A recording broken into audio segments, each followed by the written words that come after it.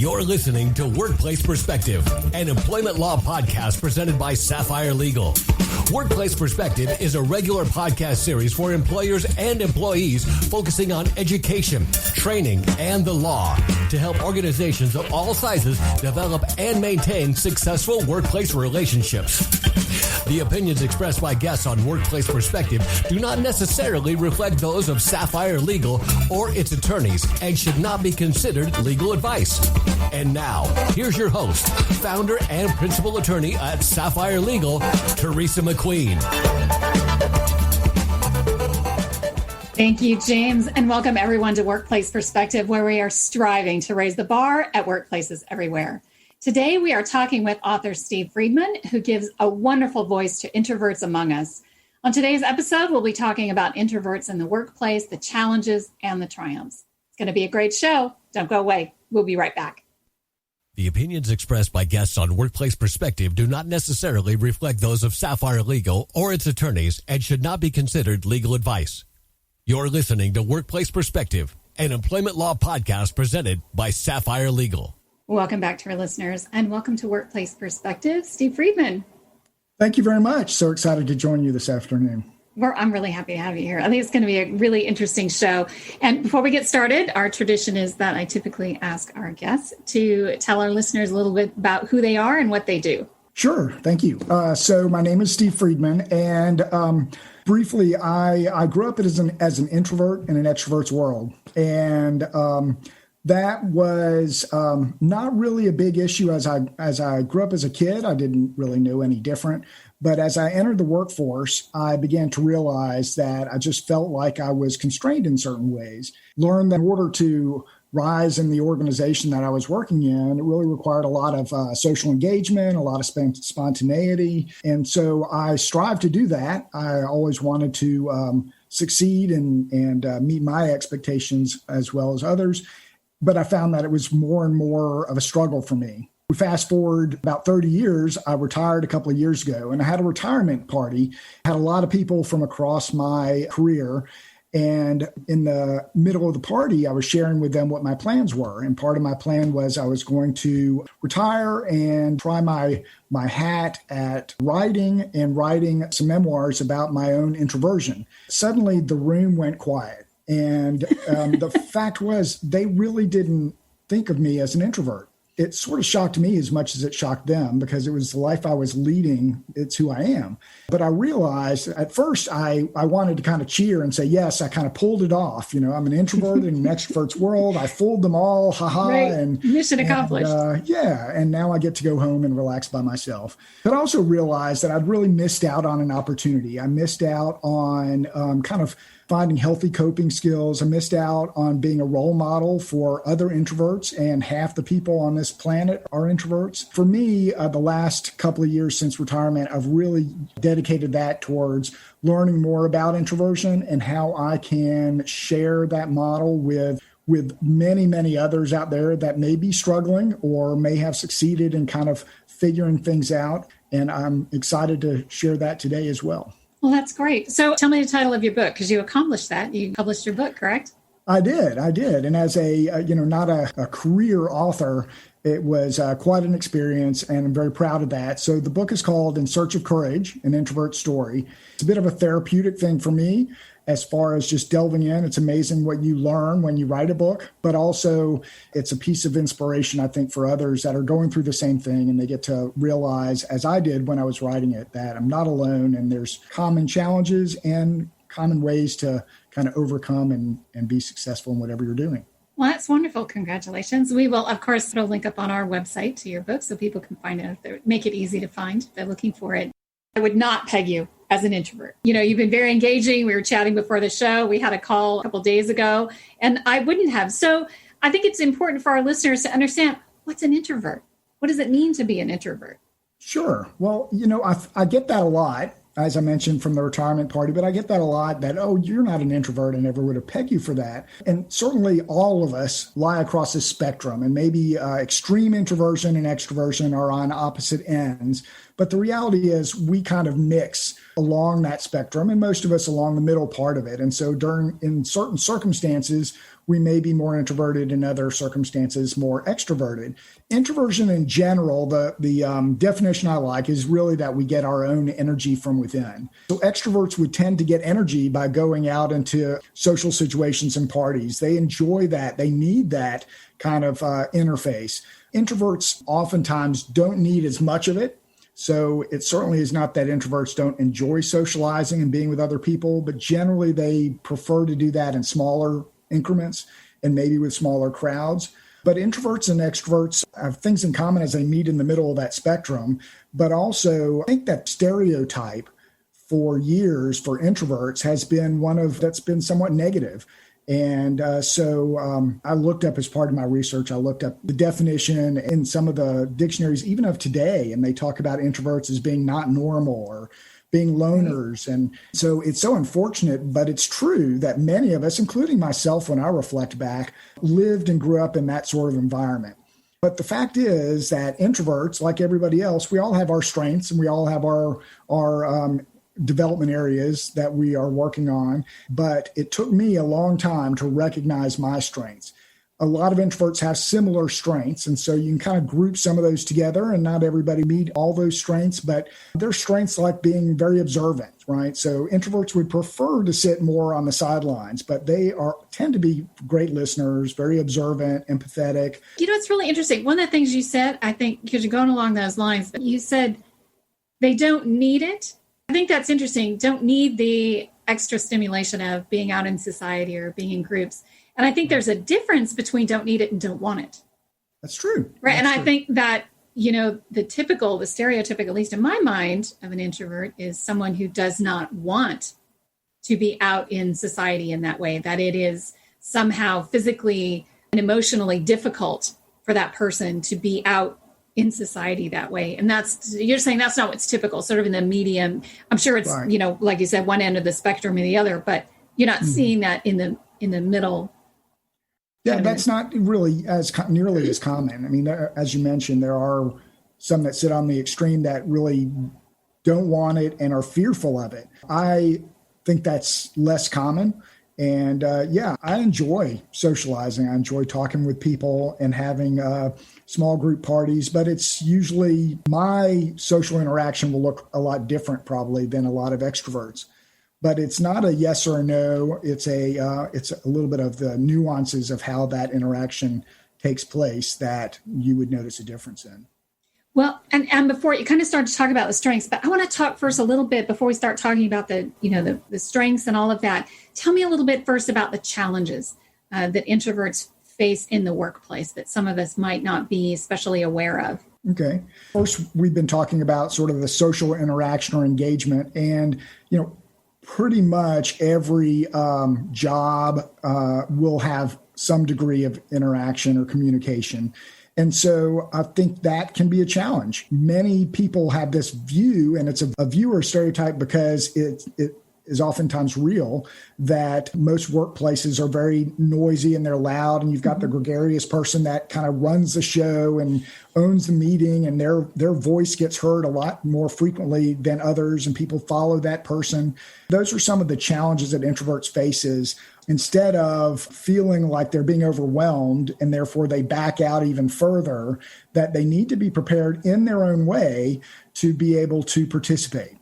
So it certainly doesn't mean that you want to challenge other people. First of all, I don't think that's usually very professional. And secondly, really not our strength as introverts. The best way for us to approach things is to plan and to use the strengths that we have on communication and working in smaller groups to ensure that we can get our voice in the room.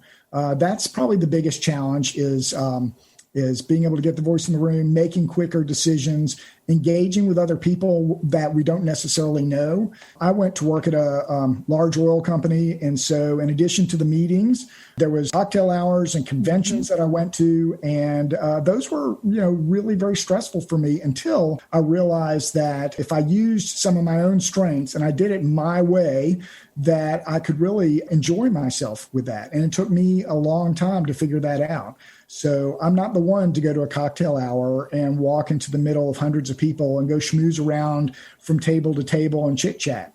just not going to happen.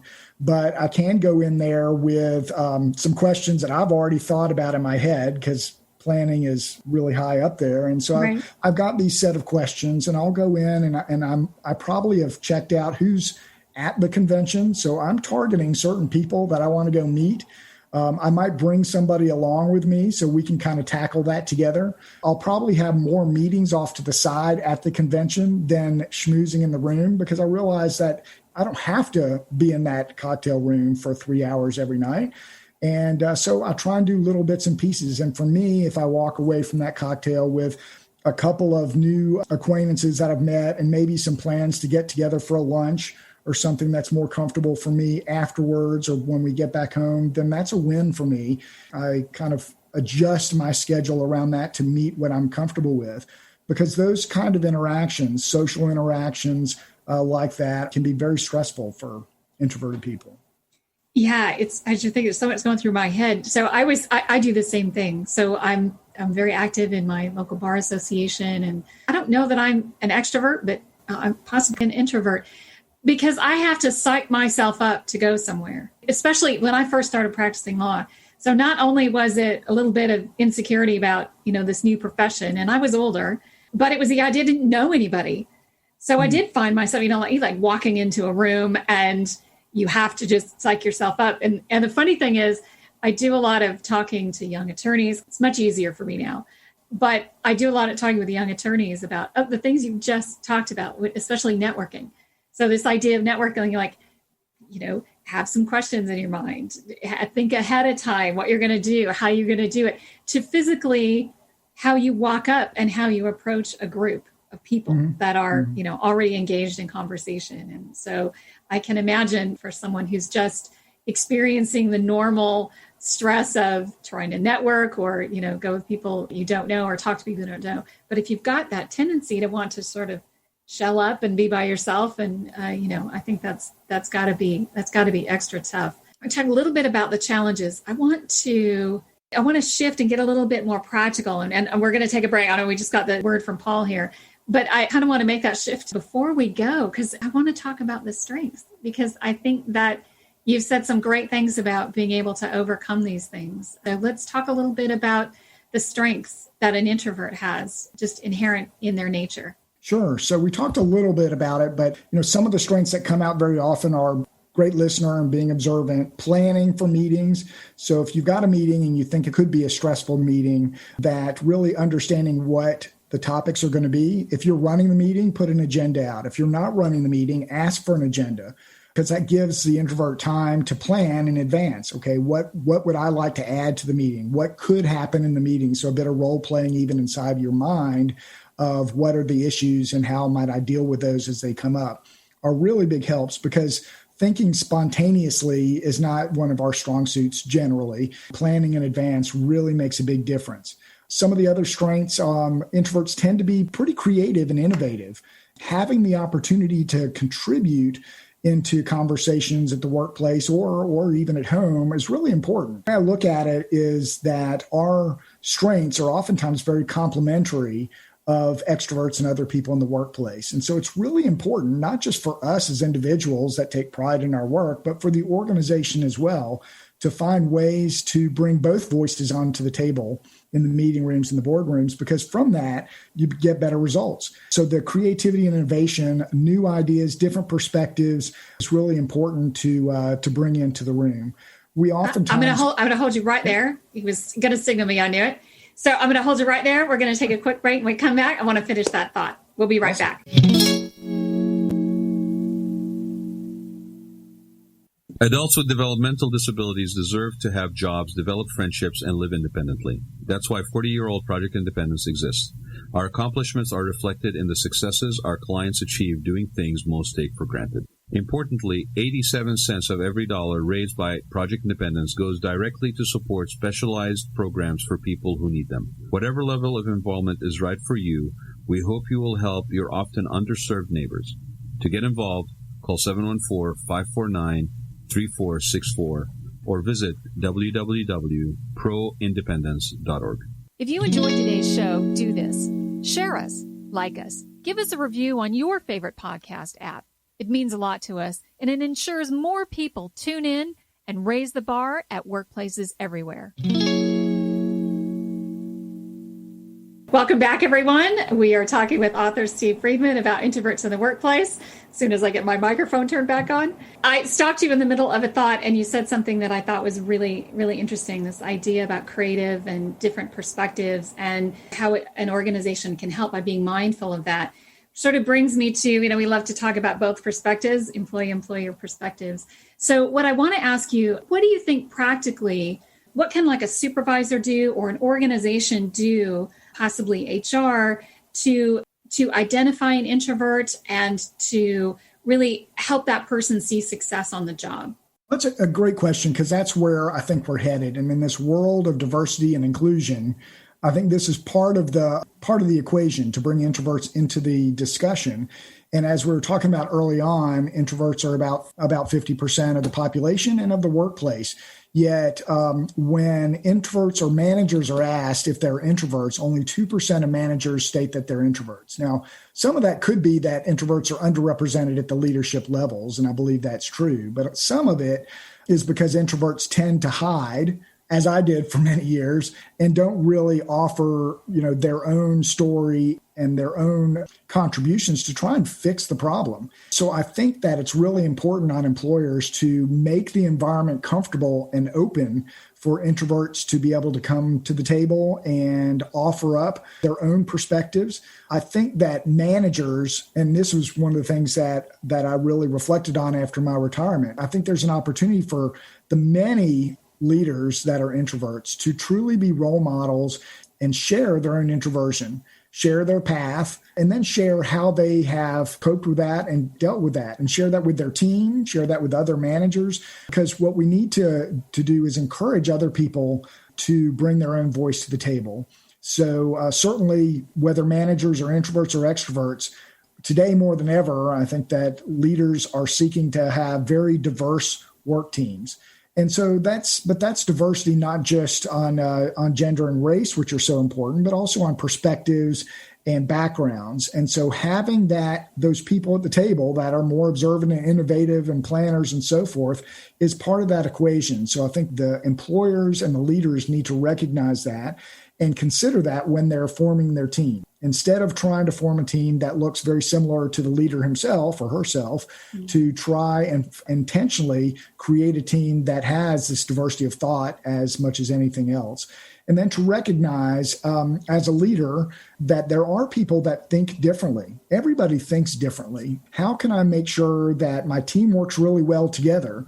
I've got some team members that do great at innovation and other team members that don't do so great at that. So how can we leverage the team and the different perspectives around the table to do better as a team for that, and to kind of cover each other, because together, hopefully, we've formed a team that has all the strengths necessary to succeed. For meetings, we talked a bit about that. If I'm running a meeting, whether I'm an introvert or an extrovert, I really need to make sure I'm creating that space for people. One of the things introverts like the least is when they're called upon without any notice. What do you think? And so sometimes we'll respond to that, but oftentimes, if we're honest, what we need is a little bit of time, especially if it's something we couldn't plan or prepare for. So it should be okay for the introvert or anybody in the room to say, let me think about that, and I'll get back to you later this afternoon, or I'll get back to you tomorrow. That's really interesting. That is really interesting, because I think that many people take that particular attribute as it's perceived as, this person doesn't know what they're talking about, or they can't think on their feet, or whatever it is. And I noticed that in the legal profession, I've always been one to say, look, I don't talk off the top of my head. Laws change, case law changes, statutes change, and sometimes it's complicated. You just need to think it through. So for me, maybe I am an introvert, I don't know. But I find that the longer I went on in my career, the easier it was for me to say that with confidence, and to get to that point where it's like, yeah, okay, so maybe you want the person who's going to talk off the top of your head and tell you what they think. I'm not interested in that. I think, at least from my perspective, when people say it to me, I'm like, okay, great. Go think about it. Give it some thought. Come back to me. There's nothing that needs some things needed immediate. But for the most part, when you're planning and strategizing.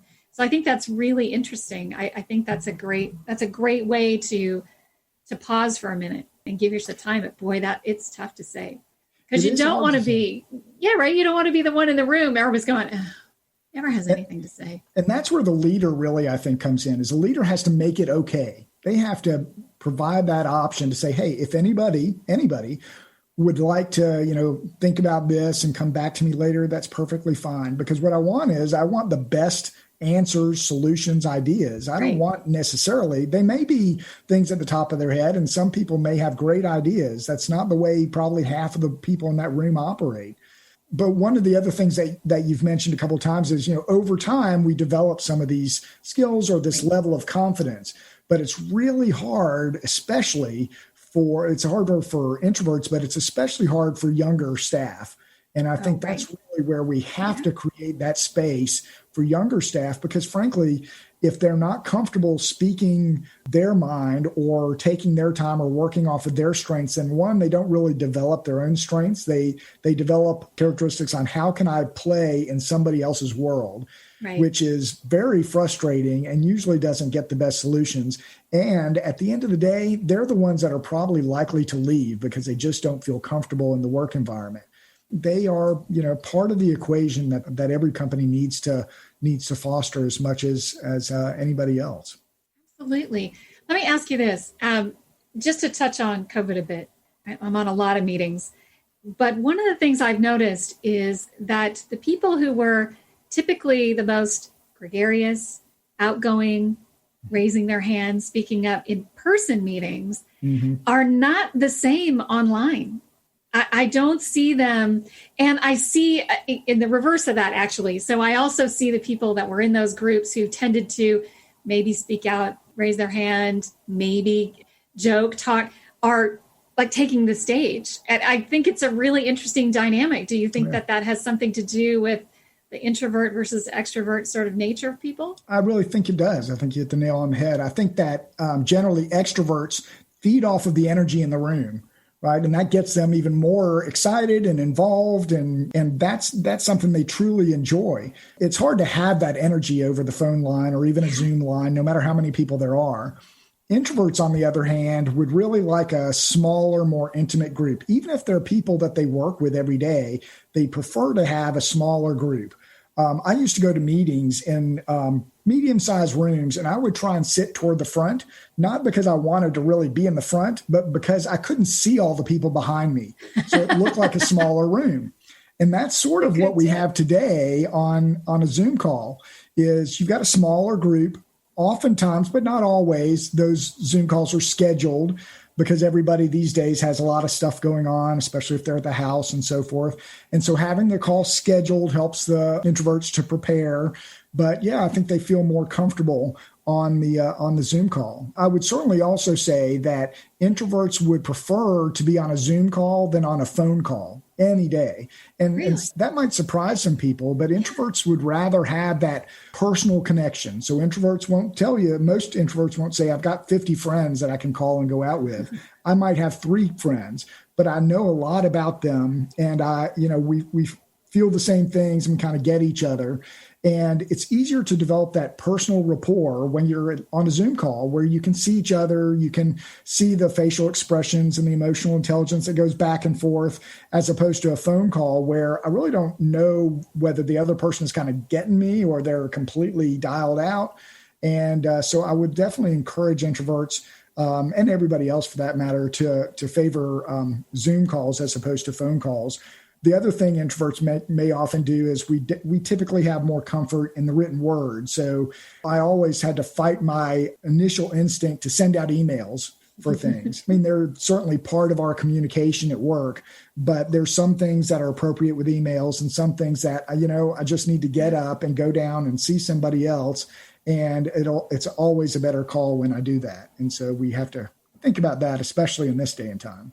I have so many great things that I find myself saying to young professionals and young attorneys. You need to go and talk to those people. You have great insight on this, on these sorts of things, because young professionals, whether they're introverts or extroverts, run into these same issues. And a lot of what you're saying, we talk to our young professionals about planning and thinking ahead. And no matter what your comfort level is, you have to know that in business, you have to have different ways of doing things. You can't always, the big thing, of course, millennials, right? Oh, millennials this, millennials that. And I said, when it came to email communications, what made me think about it, because people would say, well, millennials don't want to talk face to face. They just want to do emails. I don't buy that, because I know there's an entire generation of people who think that email is the best thing since sliced bread, because they never wanted to talk to anybody in the first place. So if they can sit in their offices and type emails all day, that's what they're going to do. So I don't think it's a one generation or another generation. I think it's our comfort level. What you're talking about is, even though you might be a little uncomfortable about it, to be successful, you have to learn these things. You have to find different ways of doing it. Which, let me switch gears a little bit. We were talking about what a company can do. So if I'm an introvert, what are some really practical things that I can do to sort of assure my success? So we talked a little bit about this, and it takes some courage. But what I would actually have encouraged introverts to do is, even when you're interviewing for a job, to offer up your own personality. It's okay to say, hey, I'm an introvert. And these are the things I bring to the table. These are the strengths I bring to the table. And to dispel some of the myths, it's not like I don't get along with people. I'm very sociable. I enjoy that sort of thing. But I think I can also bring a lot of circumspect thinking to the room. I can bring a lot of analysis and observation and innovation. So here's what I can bring to the table, but I'm not going to hide and say that I'm an extrovert, or that I can kind of be the gregarious person that other people are going to be. And frankly, I think that that's what good managers and employers are going to want to hear. But it takes some courage to be able to say that. But once you say that, then it opens up the conversation to be able to talk about things like, hey, can you share the meeting agenda with me? Or can I get back to you after the meeting? Or, hey, I have some ideas I'd really like to talk to you, maybe bounce them off of you before the meeting one-on-one.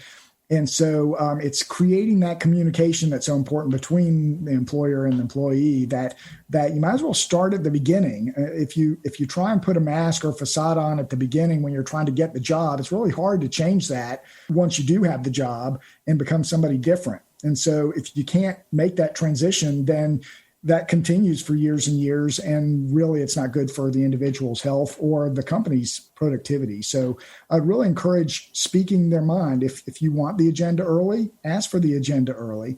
I would certainly suggest for individuals that they try and leverage the strengths that they have. So plan your day out. Think about what's coming the next day and what you can prepare for.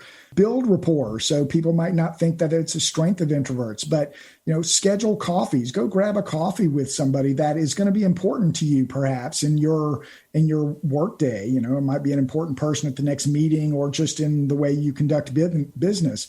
But you're much better off to develop that rapport through a coffee or a lunch or breakfast than suddenly you're sitting in the meeting and you guys are debating across the table. And that's not a position that I personally would want to be in. So take advantage of that, plan ahead for those kind of interactions, and set the foundation for a stronger relationship. And it puts you on the spot a little bit in our last few minutes. Do you have a particular moment in your career that you are particularly proud of, where it kind of all came together for you? You had to really overcome this urge to sort of pull back. You really had to push yourself to get what you wanted because it was difficult for you as an introvert. Think of anything like that? I have plenty of those too many, right? sort of experiences on both sides of it. We talked a little bit earlier on that, I went for much of my career with a mask on that I felt like I needed to operate a certain way. In the middle of my career, the switch just went on that this is not working for me. My health was not good. My stress level was really high. Yeah. My time with my family was not good because I was, they got the leftovers after I was completely exhausted after a full day of work. So the switch went off of, this is not going to work. And I had many, many more years to work, and that was not going to be sustainable. And so I had to make a change. And so I started to learn about introversion. I had heard the word and I'd heard some of the stories, but I really didn't understand it, and certainly not as it applied to myself. So I started to learn about it and recognize and appreciate some of my strengths, and then start to lean on those strengths to be a completely different person. And I was a leader at the time. And so I really strived to share some of that. I think I could have done more in retrospect, but I tried to share that perspective and help, especially the younger staff, to feel more comfortable with whatever their approach was going to be. And it certainly helped me to feel that I was more productive and certainly a happier employee. And there's nothing wrong with being happy and productive at the same time. That's awesome. That is really awesome. And we are out of time today. And that's our show. I want to thank you so much for joining us. I hope it wasn't difficult. You did a great job. I really enjoyed it. And I'm going to go relax now, but I really enjoyed the chat. Thank you very much. I appreciate it. Well, it was great information. Thank you so much for sharing. If you want to learn more about Steve, you can connect with him, of course, on our website at SaffireLegal.com/podcast. You can also check out his blog and connect with him on the internet at beyondintroversion.com. That's BEYONDINTROVERSION.com.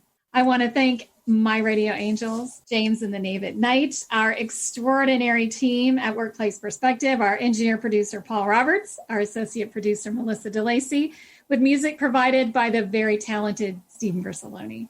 So thank you all for joining us. And until next time, keep raising the bar.